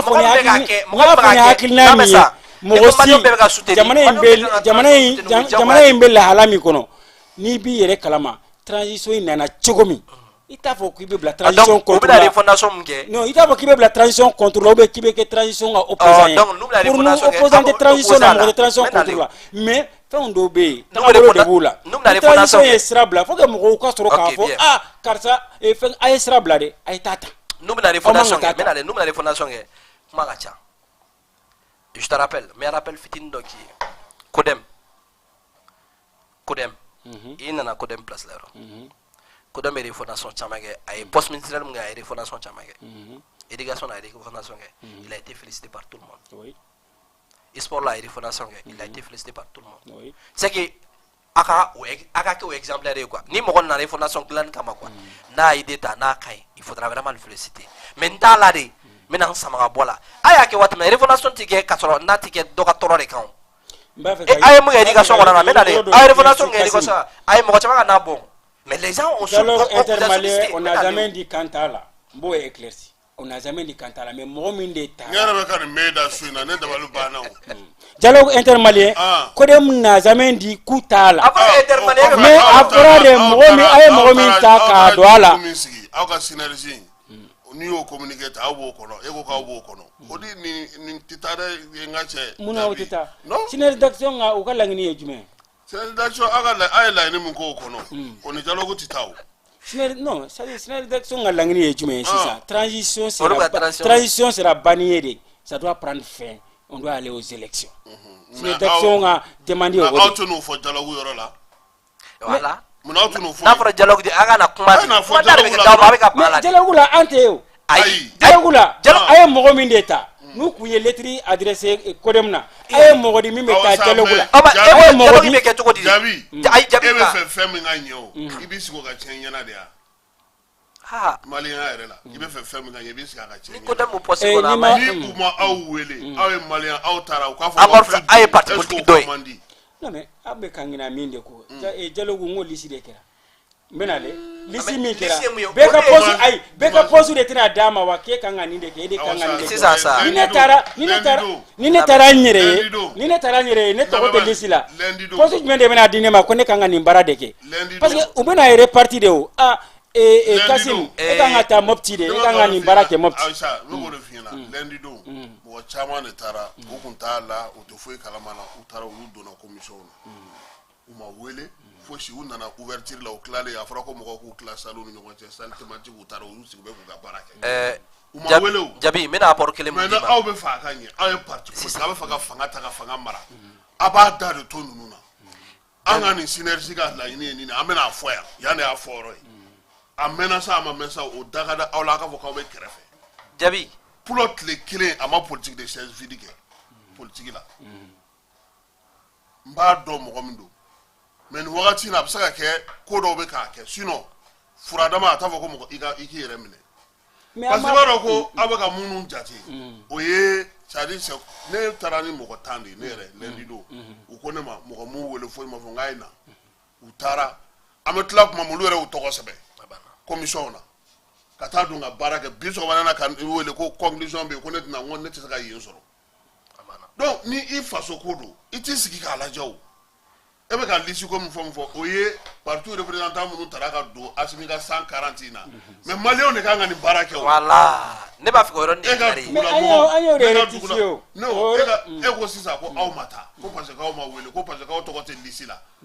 ni au fond non c'est pas comme ça Jabi dialogue e malien ne ka kué très bien commission na côté ko commission me na kana la wali o civi de rendez-vous ne te se ka taga aw ka dugula ka do ka fo ko mutaka fanga ni mata dugutigi fe jaga abe dugu de ni won na dugula ni sera ka ba men ta ko gon fo dugutigi ko ma fo yo fe na mais ne dugutigi do fo nyina me se ka ta o de ale de ka dabada ma ka se ka barake mais ni ne re ko ay ko parce que Jabi nu nga dugulu ne teta ni kasike De toutes les façons, dialogue agneau de fois, ambassadeur, dialogue intermalien, c'est bien. Oui. Jabi et quel intérêt? Mais la mine fort. Ni est parti politique. Nous wakati sugu nuna. Qui est k'a fɔ ko ma wele an tɔgɔ tɛ lisi la a y'olu to mais presque parti bɛɛ n ka parti bɛɛ de don. awɔ mais ne ye mɔgɔ dɔw ye parti ɲɛmɔgɔ dɔw tɔgɔ tɛ lisi la mais o taara commission na ka taa baara kɛ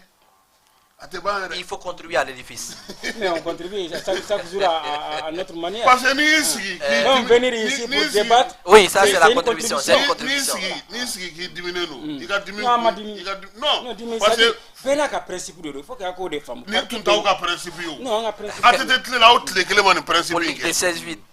ko de ma nin principe kɛ a tɛ tɛ tile la k'a sigi kɛrɛfɛ ka funu k'a fɔ ko non et pourtant mɔgɔw tun bɛ yen u b'a fɔ Umaru Mariko ninnu tun bɛ yen u b'a fɔ ko t'a la o. mais ATT il est élu démocratiquement. Ah mais avec jamana ko la, il va démocratie fɛnɛ jateminɛ wa bɛ jamana ko la. mais non soit élu démocratiquement il a pris les armes. oui mais il y a vos kama saisividi bila ATT ka tila mais parce que il est venu démocratiquement ma saisividi sisan a bɛ fɛ ka taga Kasim. mɔgɔ min kana démocratiquement Kasim. o la o dilanni a kana aw sigi aw a ma sigi o n bɛ k'a fɔ e ɲɛna bi mais e tɛ dɛ n bɛ k'a fɔ de pour que mɔgɔ caman k'a faamuya parce que mɔgɔ caman ye ne wele u ma anw wele ne tɔgɔ tɛ nin na ne ma kɛ tan ne k'u ma aw ka taa kɛnɛ kan bani n'u ko aw tɛ don ou bien aw tɛ nin kɛ mɔgɔ caman de maloyara u kɛlen ka ne kɛlen k'a fɔ ɲɛna k'u ka taa n k'u bɛ don u yɛrɛ tilara ka maloya ko ko tiɲɛ na ko nous même on a participé au même titre que les membres de la commission parce que commission mɔgɔw bɛ tila salle thématique ni ɲɔgɔn cɛ mais rapporteur tɛ ta u la président de commission tɛ ta u la u bɛ mɔgɔw to yen mɔgɔw de k'u ka kuma fɔ muso dɔ nana ka bɔ Allemagne a yɛrɛ de y'a ka passe bɔ a kun ka na. lisi min bɔra diaspora la a tɔgɔ t'a fansi mais a nana elle a participé ale tilala ka k'a ka commission rapporteur ye tuguni. n bɛna kuma kelen fɔ n balimakɛ. il faut toujours participer politique de 16 politicien bolo a man ɲi. Jabi politicien la politique de 16-8 n'a kun kan ka kɛ a kun kan ka kɛ ATT tile la de. ça c'est purement la politique. o n'a sɔrɔ opposition na n'a ye o technique kɛ vous allez avoir du poids mais an bɛ transition de kɔnɔ transition mɔgɔ tɛ transition na dɛ bɛɛ bɛ na di an bɛ jamana in dilan de. Oh mais n'a fɔra k'e tora kɔfɛ de n'a bɛ sa transition na. oh mais n'a fɔra k'aw ka na maliyɛnw bɛɛ ka na maliyɛnw de bɛ wele o. dialogue intermalien bɛ ka fɔ. e nana i faamuna mɔgɔ b'o la ko. ayi a bɛna taa u bɛɛ sensibiliser a bɛna taa ko dɛmɛ bɛɛ sensibiliser. ne bɛ ka min fɔ. ne b'a dɔn CDM sini u bɛna lettre dɔ sɛbɛn k'a fɔ ko problème ye min ye mɔgɔw tɛ ka min faamu n'a fɔra ko i ye fɛn dɔ fɔ transition ye ko transition ye nin kɛ k'a ma ɲɛ dɔrɔn u b'a fɔ ko e bɛ transition contrôler mais il faut que fɛn dɔ de ka fɔ ko tagabolo min a bɛ ka taa tagabolo min a y'a kɛ tan. Jabi est ce que bi e bɛ mɔgɔ dɔn k'a tigi bɛ kunnafoni di k'a t'a fɔ ko transition ma ko nin man ɲi. caman b'a fɔ. mun bɛna n'o ye. maintenant mun bɛna n'o ye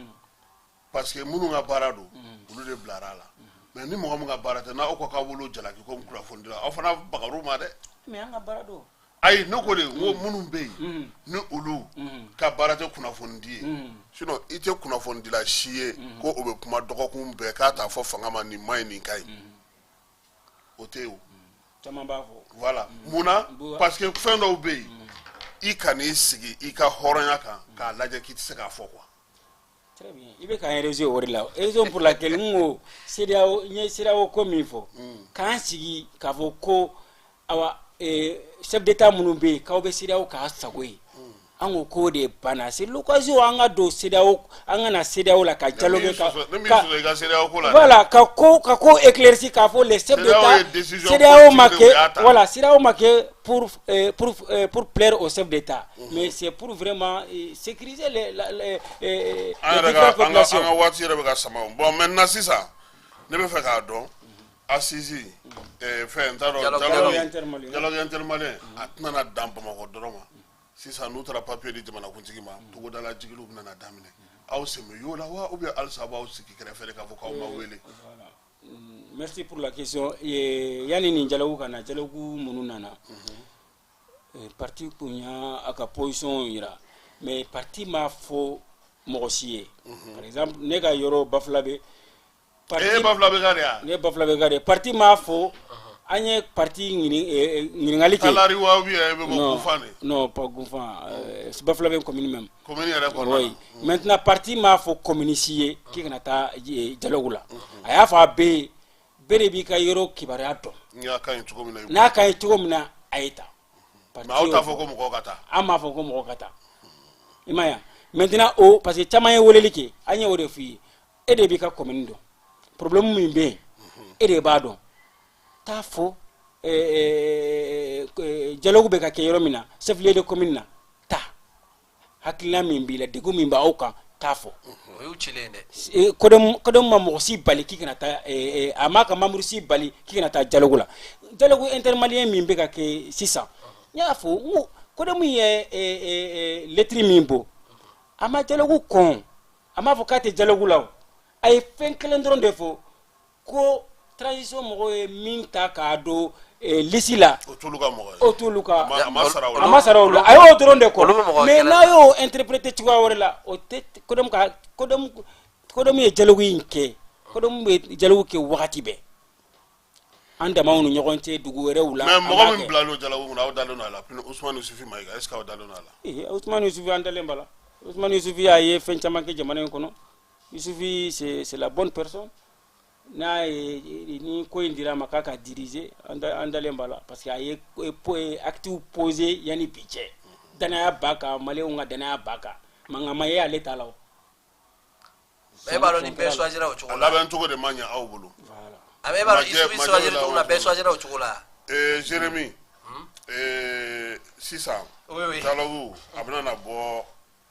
Bamakɔ kuma na ka taa togodaw la hali n'o y'a sɔrɔ an y'a ye bi ni kunu kabini ko in daminɛna dɔgɔkun kelen kɔnɔna gouverneur bɛɛ bi yan mɔgɔ caman nalen don maliyɛn minnu bɛ kɔ ka bɛɛ lajɛlen bɛ yan togodala taga min bɛna na daminɛ sa e yɛrɛ bolo a kan ka kɛ cogo di parce que o de ye ko in yɛrɛ a nafamayɔrɔba yɛrɛ o de ye dugudenw sen donni a ko la a b'i n'a fɔ ko ye Aziz kɛ cogo min na ne bolo togodaw ni ko bi dialogue inter malien Bamakɔ dɔ bɛ yen dɛ mais togodaw ni ɲɔgɔn cɛ o mankan de bɛ yen surtout ne bɛ se ka mun fɔ centre ta la intercommunautaire conflit caman yɛrɛ intercommunautaire la o ye il y a eu des morts d'hommes aussi donc olu k'a sigi u ka kuma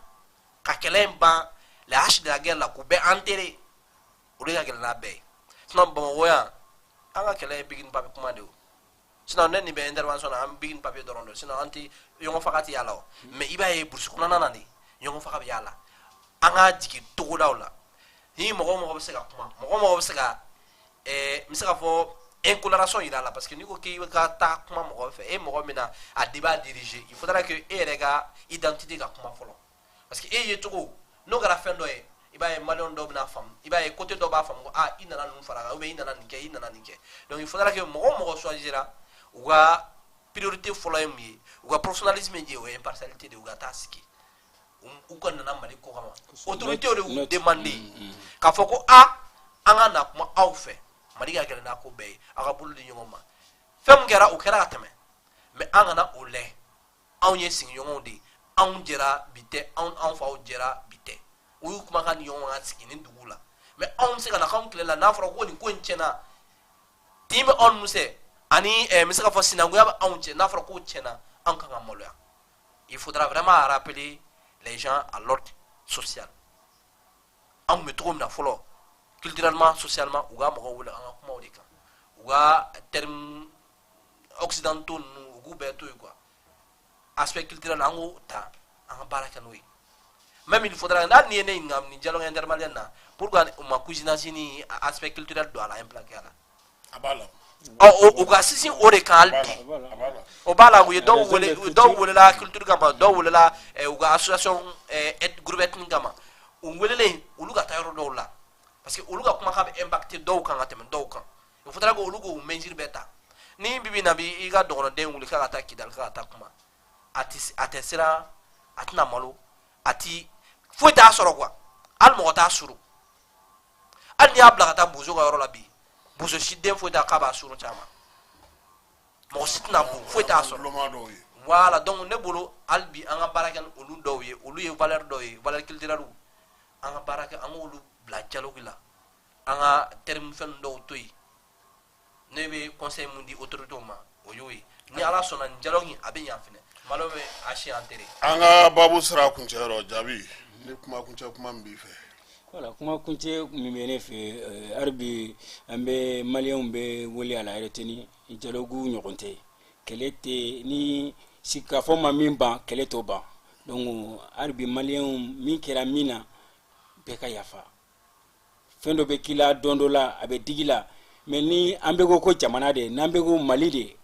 andum be malien yore taga wore anti ka ta yore wore la ni malite donc anga yafa nyogoma anga avancer déjà yere ya ye jugu bana na wata fe jugu ga yelana donc beka ka egoni bla kerefe karankini boye anga avancer aya fo tugo mi mopti marani feuna ni ya on fana ka fanfelata kasongaw ni marakaw ni kelebe kasongaw nu nyogonte marakaw de beta ba ni kelebe marakaw nu nyogonte ni kasongaw nana ka fo kuma te donc ni olu associera koina abe koin no ya kosobe donc arbi anga malila anga na mo lay mo beta de mali de beto donc anga sabale arbi jalogui nga kunche herala baraka keni jalogui conclusion akana ke jalogui toyi ambe mi fo autorité yi ka jalogui kete kana conclusion duma ka bla tiroir kono o kana okede donc comment mbambolo ola ka baraka ni conclusion yi pour que anga se ka avancer anga boni koyi kono anga ta élection nchen baraji jeremy ga kuma kunche kuma na kunche kuma pour un premier temps be Jani FM befo na kasimere amifo ibe opportunité d'abord pour que ga malion kuna funi ni situation dola mo tama fem so le ngulo le internet amufo ku wele ma do o le go forfait ta connecter ka ngade bala me o bolo ko fembe sidem kadam le président fuga c'est sympathisant ma sidem yoro mo go befo donc we baram na alubi o ga continuer ka bola mena dialogue interne maliena ka malion be wole kuni maliko de mo ko te wana anga siga kuma ni kuma ma siga mu lava ni siga forma siga mu furake faut siga furake et encore mais ça fona mogobe kelege la guerre c'est pas misaka fo nte stratégie politique mu o dialogue de o de sigira senga ma don ni stratégie politique sigira senga mu dialogue malum be siga tuni ko kan ni fin be bampeu ame mali so ina fo korlen ka kla nyan korlen tay ala ka mali suma ala ka albi mo mutana mali kula ala ku daro suma o le nga kuma la bay an da ba flabe fo ka awalin mando minye amara jabiye ama fo ka awalin mando ko dem togola on na kana nga wele jabiya jaranye ko sebe Jeremy Dolo sedem togola mi fana fo ki walin mando mi fala ye aleni keba jalo ulu ya bla bololo YouTube aleni Facebook o sanfɛ bɛɛ lajɛlen ka se ka ye k'i to i sigiyɔrɔ la cogo min na radio partenaire an b'olu fana fɔ k'u waleɲuman dɔn bi ta an b'o bila yan n'ala sɔnna ma sini sɔgɔma an na ɲɔgɔn sɔrɔ kunnafoniw kɛnɛ kan an b'a fɔ n ko ala ka dugu ɲuman jɛ ala ka fajiri k'an garisɛgɛ vraiment jaabi i nali diyara n ye kosɛbɛ parce que i ka baro ka di kojugu n yɛrɛ kun t'a dɔn k'i ni i bɛ se Jeremina tan cogo la a k'an bɛn sini n'ala n'a kira sɔnna ma